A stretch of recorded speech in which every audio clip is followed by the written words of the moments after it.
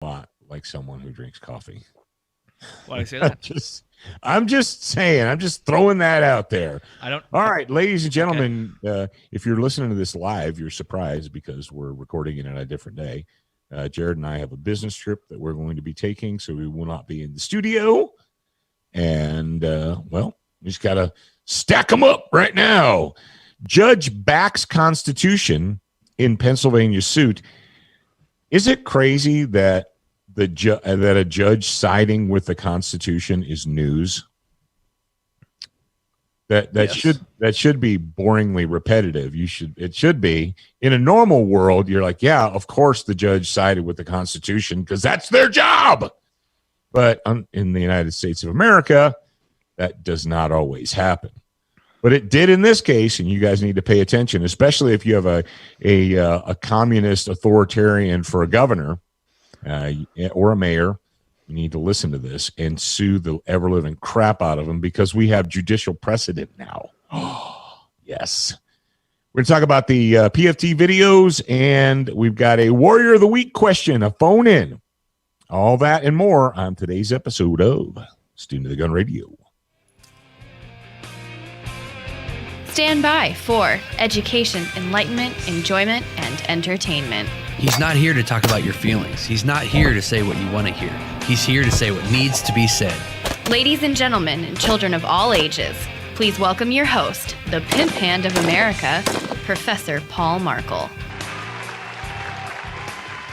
Yes, indeed. Yes, indeed. Yes, indeed. All right. So, Jared, I'm going to go ahead and throw this over to you because this has been your task and your baby here lately. We mentioned to you guys that we were going to be doing a series of videos to accompany the Patriot Fire Team Manual and Equipment Guide, specifically inspired by the Equipment Guide. And we decided that in order to keep out the toxic element of social media, and there is a definite toxic element on social media, we decided to keep the toxic element out. We would go ahead and put it behind a gate or a door or a wall or whatever. We'd make it exclusive for the grad program members. And this is when you go, oh, man, I'm not a grad program member. And this is when Jared says, well, I just made it super easy for you. Yeah.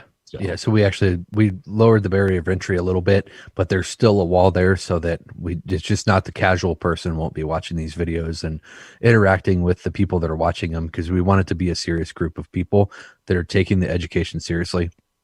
So you can join the grad program for $1. It's literally, you get a 21-day trial for $1. That'll give you enough time to browse through the videos and whatever else comes with the grad program. There's a lot of stuff. Go to SOTG.com. It'll show you all the details. But I'm pretty excited about this Patriot Fire Team video, the educational series.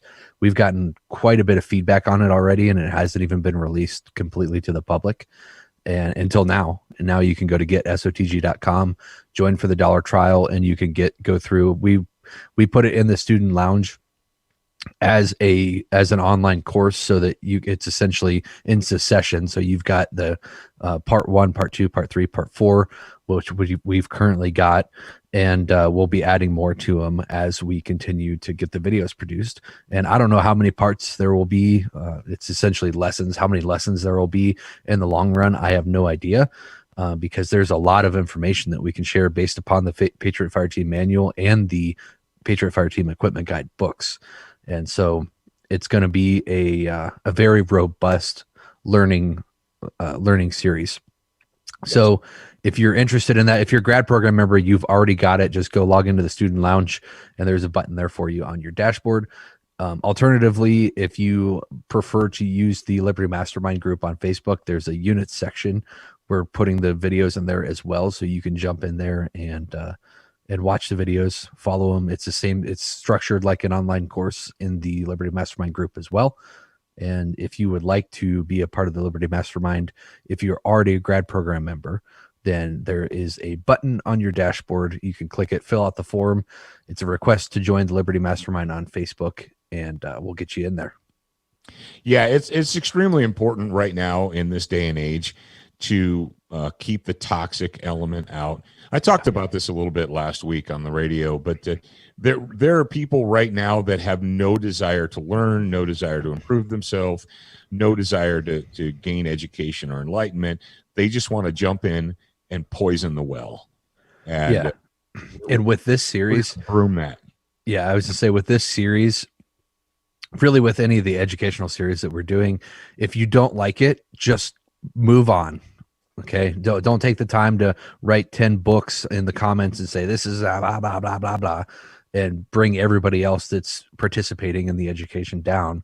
Just leave it, move on with your life, and go forth. That's fine with us. Yeah, then there's a big difference between people who genuinely don't understand and want more information, and those that are just blatantly toxic. Yes, yeah, I'm sure that. Yeah, we know the difference.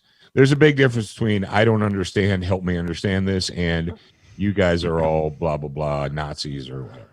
So legitimate questions are definitely welcome. Yeah. In fact, we have in the middle of this show, we're going to be doing a Q&A session for people that have any questions along the topics that are discussed. And so if you have a question, post it in the live stream. I'm talking to you people on Facebook. Post your question in the comments, and we'll get to it in the middle of the show if we've got enough questions. There you go. And speaking of questions, we do have a Warrior of the Week question. So Zach's going to play the music, and then he's going to play the question, and we'll answer it.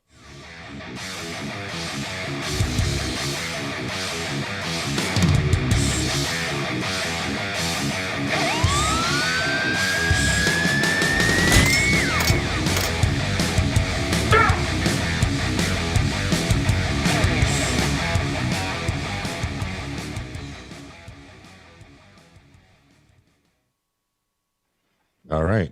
Zach, if you can go ahead and play the question, and then after, or Jared, do you want to do the preamble first? Do you want to do the preamble? Like we always do the preamble first. Yeah, let's do it. So if you hear your name, well, first, if you want to ask a question, if you've got a question and you don't want to just put it here in the comments, but you'd actually want to submit it for the Warrior of the Week, then you can do that. Just call, 844-207-7684. Call that phone number, follow the directions, leave a clear and concise question. And then if we do pick your question and play it here on the show, which you're about to experience, then you can email info@studentofthegun.com and send us your name, your phone number, your mailing address, and please type your email into the body so it's easy for us to copy paste. Yep. All right. All right. So would you like me to play this? Yep. Play the whole thing? Yeah. Play the question now. The whole thing. Okay. Fine. And here we go. Hello, student of the gun. This is Todd with a question. I'm looking at a stripped lower receiver and deciding what to build.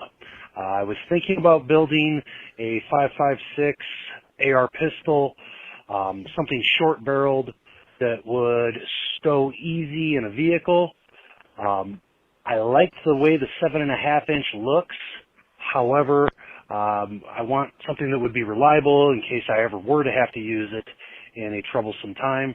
And I'm hearing that 10.5 and 11.5-inch is a better option. Also, I understand that the 7.5 is pretty brutal on the ears. Wondering what kind of muzzle device on a 7.5 would be preferable. And for that matter, would I be better off going with a 10 or 11.5-inch barrel? I don't currently live in a state that's free enough to allow me suppressor ownership, but that is the plan in the future. So one day I would like to put a gun muffler on this. So keep that in mind. Any tips, tricks, ideas? I don't have a limitless budget, but it's a long-term project, so I'm willing to save up if it gets me the result I'd like. Also, it's got to be fun to shoot. Thanks for all you do. Bye. Wow. That's a lot. Well, here's what I'm going to tell you. Number one, if you're planning on shooting beyond 25 yards, you probably want the 10.5, 11-inch barrel version. Can you shoot beyond? Will the bullets continue to fly beyond 25 yards with a 7-inch gun? Yeah, they will. and here has been my experience with the super short guns. They're extremely ammunition finicky. They're extremely particular when it comes to bullet weights and design and so forth. I actually have had bullets keyhole, 5.56 bullets keyhole. And by keyhole, that means they're not stabilized enough, so they tumble. And you're like, yeah, that was from Vietnam, as the bullets tumble, and that's why. No. I have a question. No, you don't want them flipping like a football. Do you have, is it the same for AR and AK short guns, No. or No? why is that? A completely different bullet design and weight. Okay. If you think about an AK, it's the bullet. It's not the okay. bullet weight for an AK is almost 3 times. Right. You got a standard 55 grain, right, for ball ammo or AR, and an AK round is 123 or 124. Okay. That's what I had. Yeah. That was what I opined, but I was not sure. So yeah, because and that micro, the AK micro, we were digging steel at 200 yards with that thing. Yeah. And so I didn't think like, hey, AR pistols are a little different. Yeah. An AR, it is a smaller, lighter, faster moving bullet, and an AK, it's a larger, heavier, slower moving bullet. And I have not. This is kind of a sideways turn here. I have not had the opportunity to fire the 300 Blackout out of a super short barrel. And I'm wondering if you would get, because it is a slower, larger 30 caliber bullet, heavier 30 caliber bullet, if it would stabilize better out of a short gun. A lot of you might have experience and you're like, duh, of course it does, Paul. And I'm like, okay. I know that there's a big difference between the supers and the subs and so forth. But let's get back to the AR. So my advice would be to go with the 10.5-inch, 11-inch barrel. As far as a noise reducing device, the Barking Spider from Spikes Tactical is probably going to be the best option, but it's not cheap. It's not, they're not inexpensive. If you cannot afford a Barking Spider, then you might want to go for something like either the flash can from KAK, and the flash can's not going to calm the gas down as much as a Barking Spider, but it's better than nothing. And also there is it's called the CQB, from CQB muzzle device. CQB muzzle device from Primary Weapon Systems, PWS. The CQB muzzle device from Primary Weapon Systems is actually pretty good. I mean, it does a great job controlling. I have no idea. Who's pinging? I don't know. I don't know. It's not me. I don't know where that's coming from. Because I think it was Zach. My computer should be. How would it possibly be me? Be muted. Huh. All right, write down the time. In 3, 2, 1. My experience with the CQB muzzle device is that it does a really good job dampening the blast of a 5.56, and they're priced less than the Barking Spider, but way more than the flash can, so it's kind of in the middle. Now, here's what I'm going to tell you guys. Right now, if you are building in anything, you'd better get online and find out what's available. Because, ladies and gentlemen and children of all ages, this is the reality of the world in which we live. The closer to the election we get, the more scarce pieces, parts, components, and everything. I mean, there already are going to be. And if your thought is, well, I'm going to buy a few parts here and there over the next period of the next year, well, it's just going to be a shopping expedition for you. You're going to have fun because there are going to be things. And what did we learn during the Obama panic? During the Obama panic, there were tons of almost completed guns laying around on shelves waiting for, do you remember, Jared, what was the missing component? Dad, that's you. Because everything of mine's muted and he muted himself. Okay. So I'll mark All that right. down again. The missing component. Yeah, go ahead and come in with the missing component in 3, 2. I was trying to figure out what the issue was, so I Okay. didn't hear what you said. During the Obama administration, there was all kinds of rifles sitting around almost finished. Oh, was it BCGs? Yeah. Bulk carrier groups? Yeah. Bulk So carrier, yep. so I'll pick it up. Yep. The missing component during the Obama administration was the BCGs, the bulk carrier groups. Yep. I had visited rifle manufacturers, and they had what looked like completed rifles stacked up in racks all along the wall. And I was informed, they're like, yep, these guns are all done, except for the fact that we don't have bolts and bolt carriers for them, because the entire industry is backed up. We've seen that with barrels. We've seen that with stocks.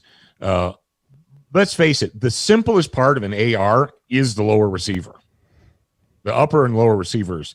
The lowers can be CNC. They can be made by 3D printers. Lowers are super simple. And the lower takes very little recoil impulse, so it doesn't need to be a hardened steel. You can't just make bolts and bolt carriers out of crap that you have laying around in your garage. Okay, it doesn't work like that. So the pieces and parts, and you guys have to understand when it comes to parts that the majority of custom gun builders, they're all buying these parts from the same companies. So you say, well, what's the big deal? Doesn't Stag Arms build, every single component, or doesn't CMMG, or doesn't Colt? Don't they all build every component that goes into their guns in their factories? No, they don't. As a matter of fact, a lot of these things are sourced out. For the longest time in the United States of America, Jared, do you know this? Before the modern era of CNC machines and what we have now, there were 2 companies in the United States that were producing the lower receivers for basically the entire industry. I didn't know that. Yeah. Yeah. There was a company that their entire business was just making lowers and then putting the company's names on them. So for and people are like, what? Yeah, it's kind of like, auto parts or what have you. So what I'm telling you guys, if you want to build a gun, you're like, I've got this project in mind. You need to start figuring out, and all right, can I tell you, the most critical stuff are the bolt carriers and the barrels.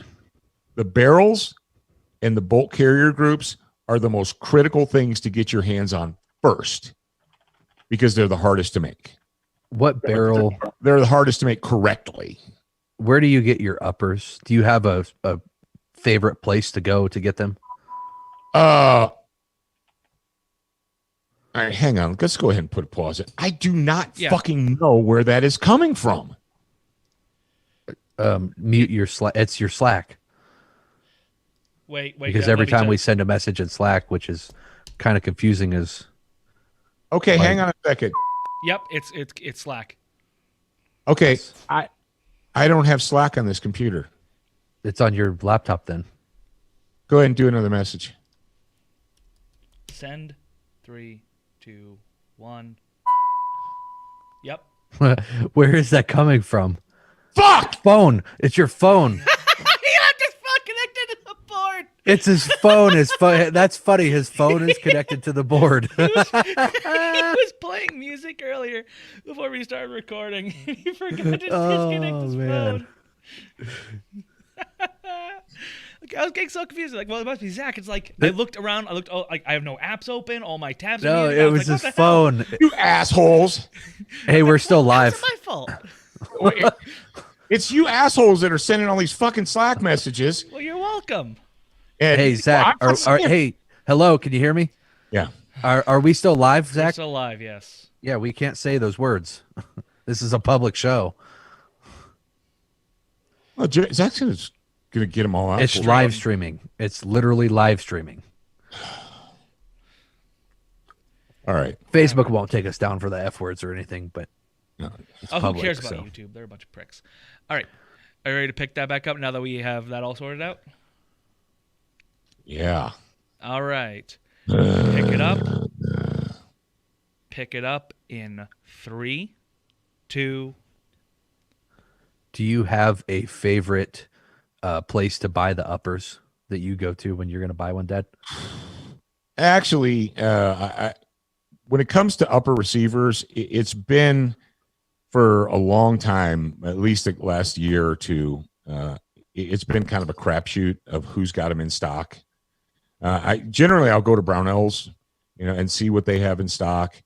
And if they don't have them in stock, I'll go to Palmetto, or I'll go to Primary Arms, or what.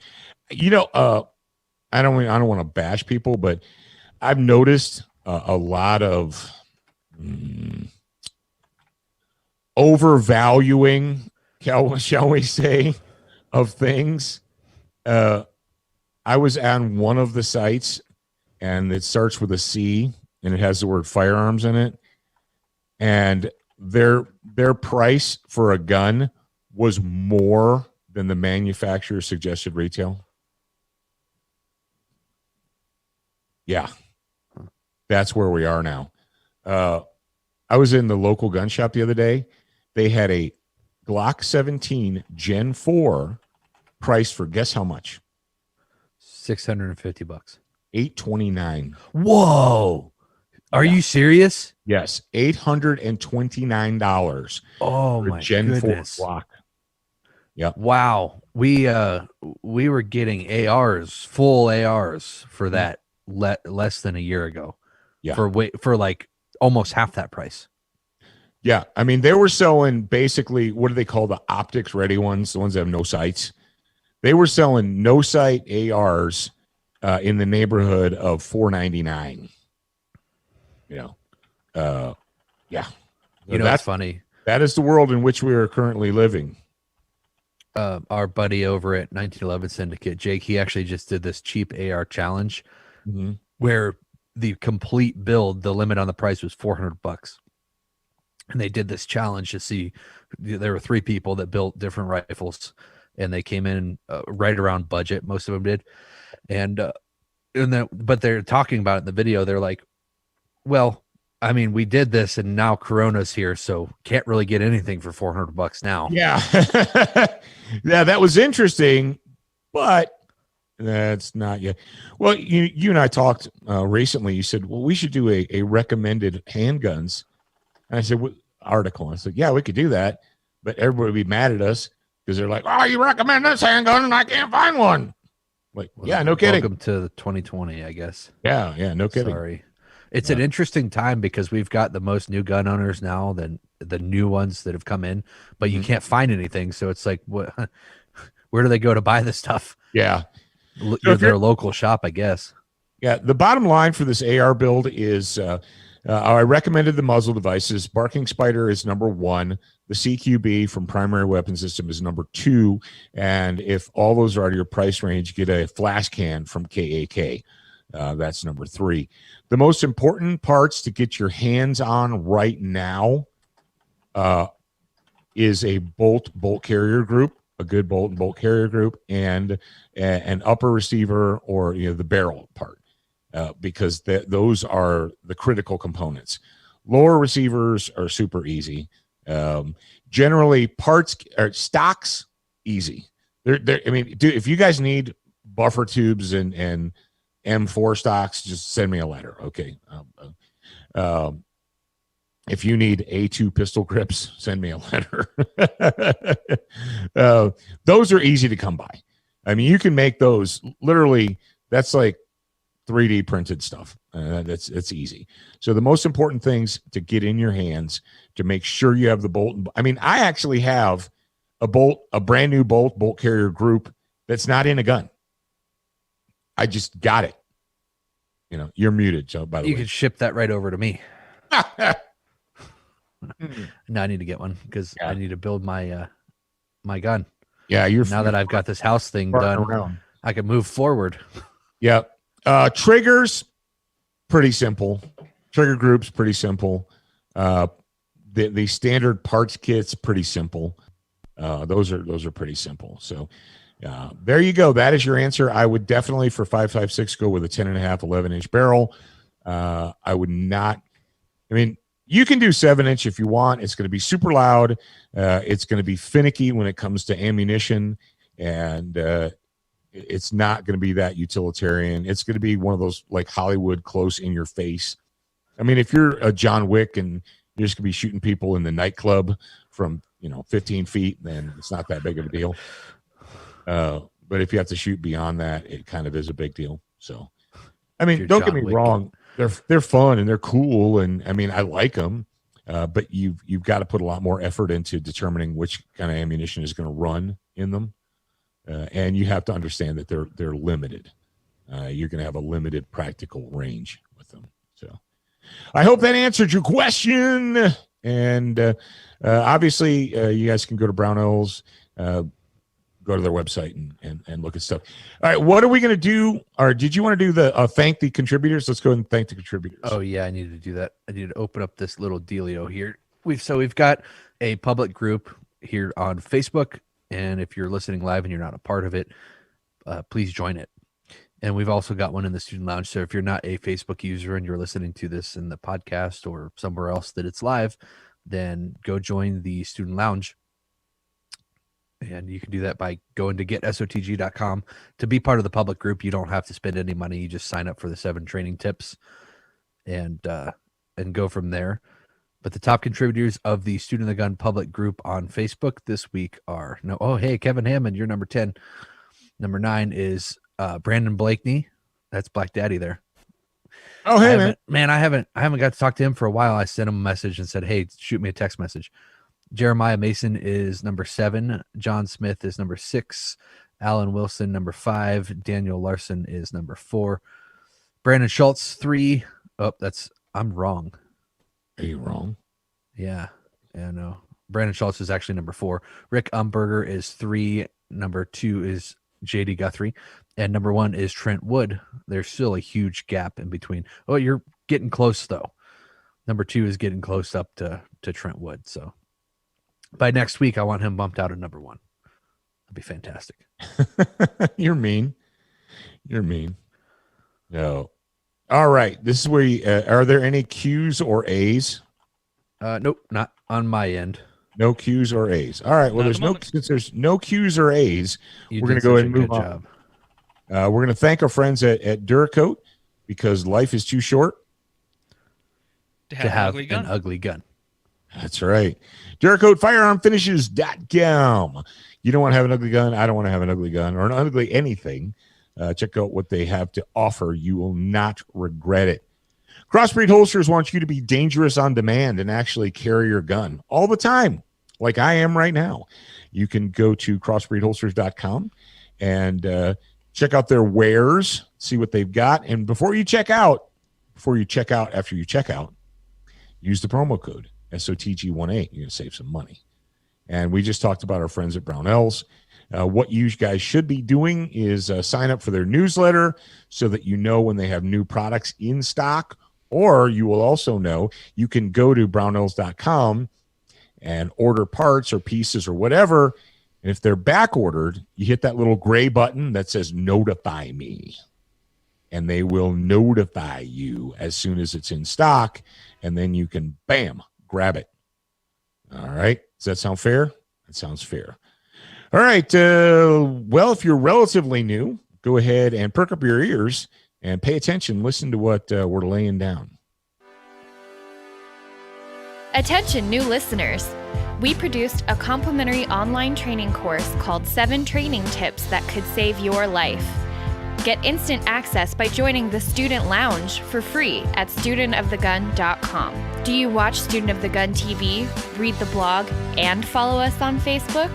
If you answered no to any of these questions, you are wrong, but you can easily fix yourself. Go to studentofthegun.com to find everything SOTG.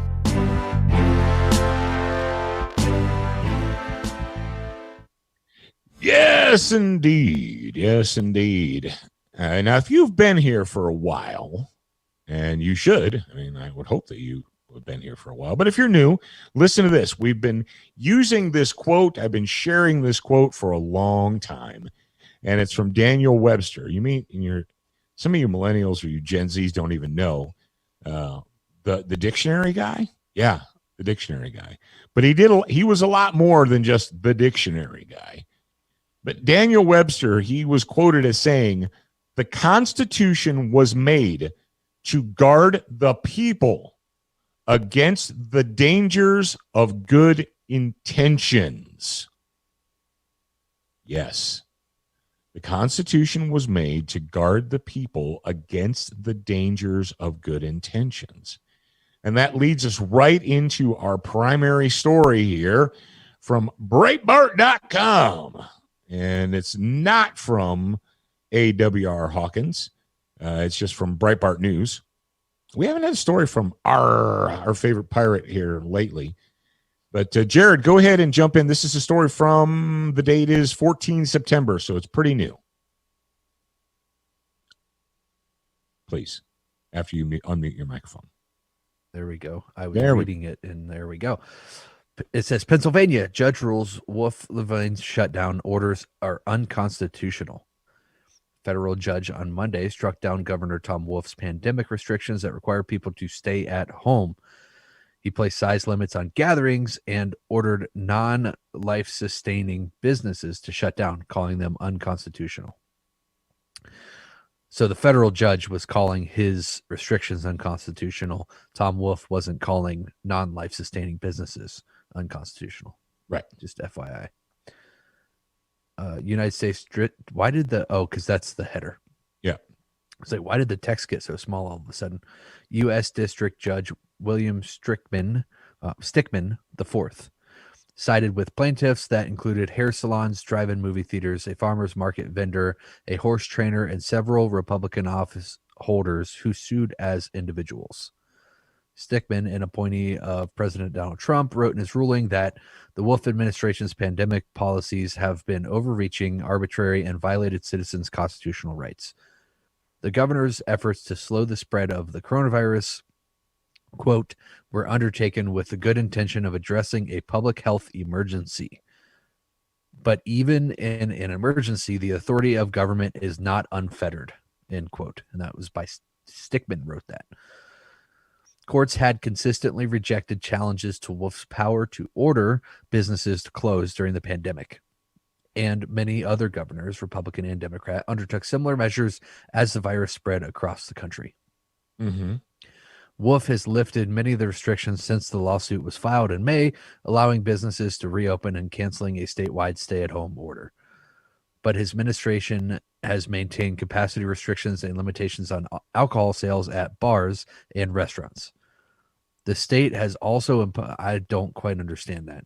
Yeah. The state has also imposed a gathering limit of more than 25 people for events held indoors and more than 250 people for those held outside. A spokesperson for Wolf said the administration was reviewing the decision. Pennsylvania has reported that more than 145,000 people statewide have contracted the virus since the beginning of the pandemic. More than 7,800 people have died. Mm-hmm. Okay, number one, before we move on, the numbers are lies. Let's just go ahead and accept the reality that if a Democrat is telling you the numbers are blank, you can guarantee that those numbers are inflated and that they are a lie. I saw something, and I haven't confirmed this yet, so if you guys have any information, then send it in to info@studentofthegun.com. But I saw something, it was on an Instagram story, and it was a screenshot of an email thread between health officials in Nashville, I believe. Yep, Nashville. And it was essentially that they were the cases, or I don't remember what it was. It was like the contact traces were so low that they didn't want to publish the numbers. And so if you guys have information about that, send it over to info@studentofthegun.com because I'm going to be doing my research on it today. I just dropped that in the show notes. Thank you. Yep. Yeah. But let's go back to the Wolf case. Number one, we've been saying this since the very beginning. And you need to understand this as a citizen of a republic.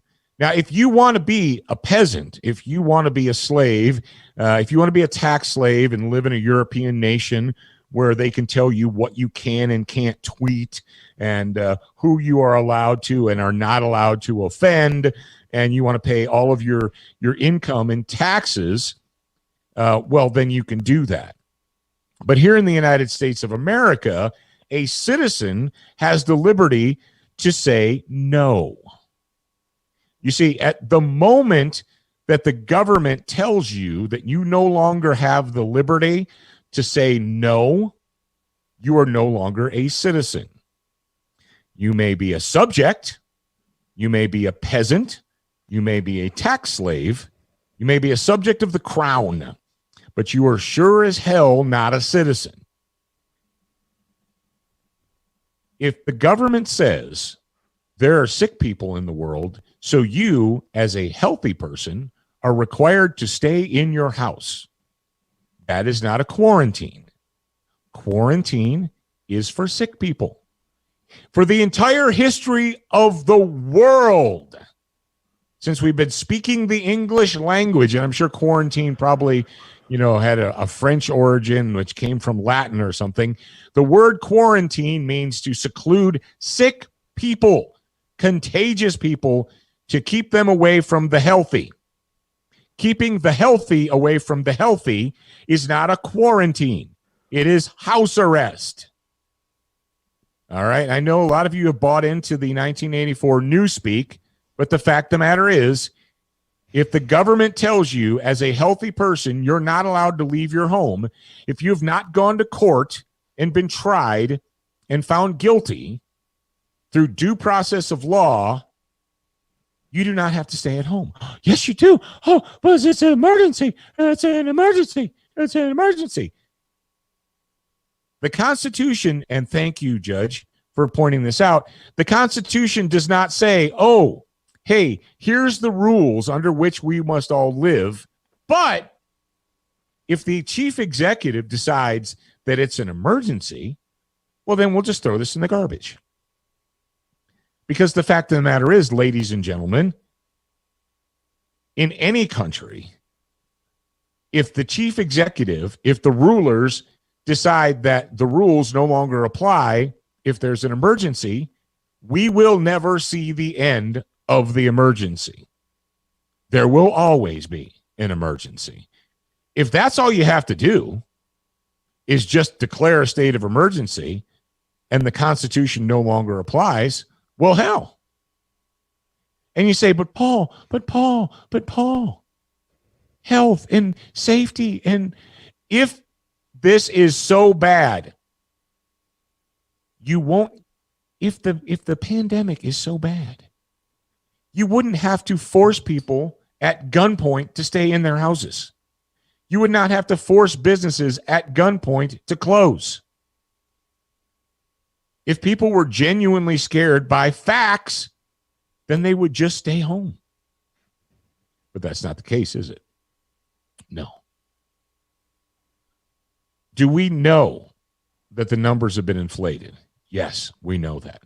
Do we know that hospitals and doctors' offices have been given bonuses, cash bonuses, for declaring people to be sick with the COVID? Yes, we know this.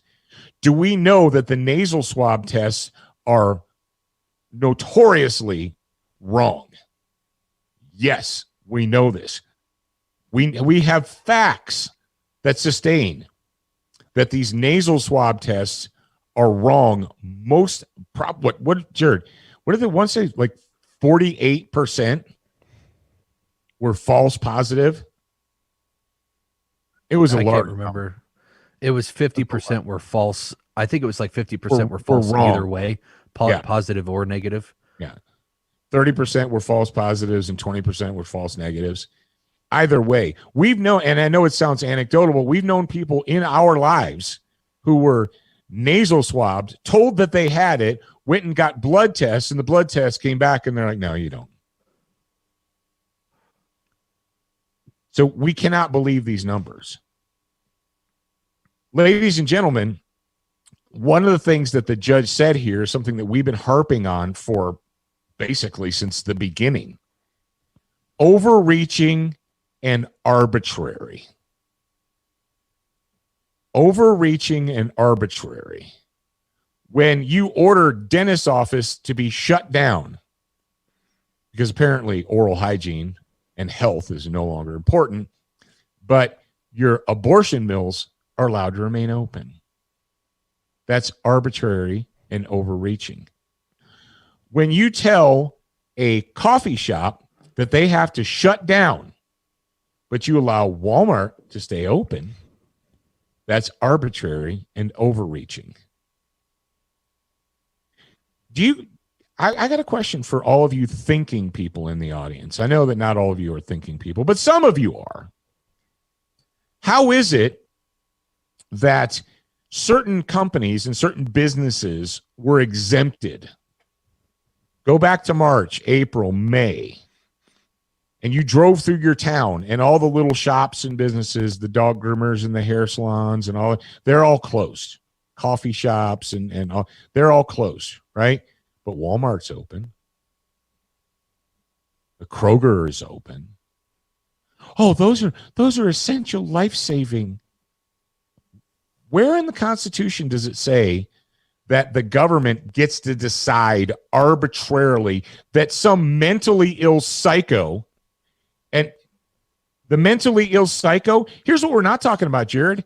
How many, Wolf, Kumo, and there's a couple of others, Whitler in, and I said Whitler on purpose, in Michigan. Have they all moved COVID positive people into nursing homes? And then they had a crap ton of deaths in those nursing homes. You remember when this psycho in this he, she, it creature in Pennsylvania moved its mother out of the nursing home right before it ordered all these COVID positive patients into the nursing home and then claimed that it was just a coincidence? It wasn't deliberate. Remember that? We reported on that. So we have a mentally ill psychopath who's been named to be the, what is this? What is that psycho? The health director or chief health, whatever. We have a mentally ill person, a person who was born with a penis and now is parading around pretending it's a woman, is the health secretary of Pennsylvania. What? This is the person who's arbitrarily deciding whether or not your business goes bankrupt in Pennsylvania. So we've allowed a mentally ill creature to be given so much power that they can bankrupt you, put you into the poorhouse. Oh, you invested $100,000 in your small business 3 years ago, and you're just now seeing profits? Guess what? Too bad. Sucks to be you. I'm going to arbitrarily shut you down, and you're going to go bankrupt. Congratulations for health and safety. What did Daniel Webster say? Going back, Webster said, this was 100 years ago, and this man knew exactly of what he spoke. The Constitution is a guard for the people against the dangers of good intentions. Because these authoritarian communists who run around with the name Democrat, and some of them are Republicans too, it's always, well, yeah, you might not like this, but it's for the good of the people. We have the best of intentions. And at this point in time, what is this, September? Mm-hmm. We've been playing this game for 6 months now. This authoritarian, extra constitutional game for 6 months. Can we all admit that there's not good intentions? It's all about controlling the people or controlling certain people. Do you guys out there, my thinking audience members, believe that it's a coincidence that the same companies that were given they were given a pass. Walmart, Kroger, etc., Home Depot, Lowe's, they were all given exemptions to the shutdowns, right? Amazon, whatever, but I know you're not going to go into an Amazon store. But the fact is, the same companies that were exempted from the shutdowns and essentially enriched to the tune of billions of dollars by the government are now enforcing the government's mask mandate. Is that a coincidence, Jared? Are we all supposed to be stupid here in America? So all of a sudden, after months and months of being open, after the peak, season back in March and April, Walmart has decided to mandate masks in all of its stores. Kroger has decided to mandate masks in all of its stores. I mean, I could go on. Is that a coincidence? Why wasn't it important in April or May, but it all of a sudden became critical in July and August? Are we all supposed to be stupid here? And I guess that's the game we're playing right now in the United States. We're playing the how stupid, gullible, and fearful are the American people. You're not supposed to realize that the same companies that were enriched to the tune of billions of dollars because their competition was shut down by the government, now all of a sudden are ordering you to wear masks into their stores. Coincidence? Sure. This is something that I'm going to throw out for you guys. So, Jared, do you want to talk about the Nashville mayor thing right now, or you want to save it? Let's save it. What time are we at, Zach? We are currently at 45 minutes. Yeah, Okay. let's save it for the next time. We've got a question here that, looping back to the Warrior of the Week question, I think it is a All right, valid well, question. let me go ahead and finish this topic right now. I'm going to finish okay. the topic. I'm going to make a prediction, and I'm usually pretty good at it, not to toot my own horn, but I've been doing this for many years now. And quite frankly, when I say these things, you need to pay attention and listen to me. In the future, and I don't know if it's going to be the near future or the distant future, but what's going to happen is we are going to find out who exactly it was, which group, which people were involved in orchestrating this pandemic, this plandemic. Yes, I understand that from a biological, virological standpoint, that the SARS-2 CV-9 or whatever, that it is an actual real virus. I understand that. And I also understand that we've had way worse viruses in the United States of America and on planet Earth, and we never decided to destroy the economy, to lock our people in their homes, to put the whole country under house arrest. We didn't do it for TB. We didn't do it for bird flu, for swine flu. We didn't do it for the SARS Part 1. We never have done this. But we did it this year because it was part of a plan. This was deliberately orchestrated, and we are going to find out. At nothing, go back and read the words of Solomon. Nothing under the sun will be concealed, and all things will be found out. We will eventually discover, just like we discovered that Hillary was selling the uranium rights to the Russians, and that's why those ranchers had to go. Of course, we did nothing about it, and Hillary's not in prison right now. We are going to discover who it was, which group, organization, people put this together. That's going to happen. The question for you as a citizen of the United States is, will you, when you get this information, will you have the courage to believe it? And will we have the courage as a nation to punish those responsible for the $1 billion of economic damage and the innumerable lives that have been destroyed by this deliberate plan to put the nation in panic. Will you have the courage? I don't know. You can answer that for yourself. All right, what is this question that needs to be addressed? It's going back to the Warrior of the Week topic, and it's from Robinson Fernandez. He said, is there a recommendation on triggers, or is it a personal preference kind of thing?